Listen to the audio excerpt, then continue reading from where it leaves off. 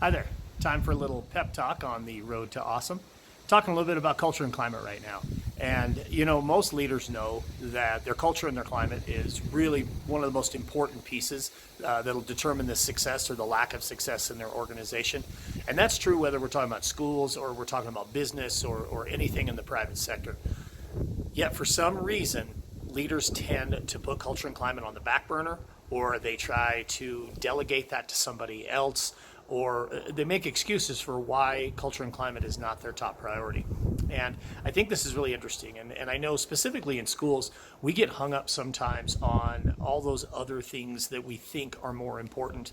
The things that we may want to purchase a new curriculum, or we may want to have some kind of new initiative or something like that, and those things are important, but you're never going to get the greatest benefit out of those things if you don't have the culture and the climate to go along with them. You hear these things called implementation dips. I'm going to tell you there's no such thing as an implementation dip. What an implementation dip is, you put something in and you didn't have the culture or the climate ready for that particular thing. So when I did the research on this, what I found was really there are three primary reasons that leaders tend to avoid or put culture and climate off to something else, or put it to the back burner, and that's a lack of tools, a lack of money, or lack of time. And I'll be honest with you, I understand those things, but you know what? Focusing on your culture and your climate does not cost any money.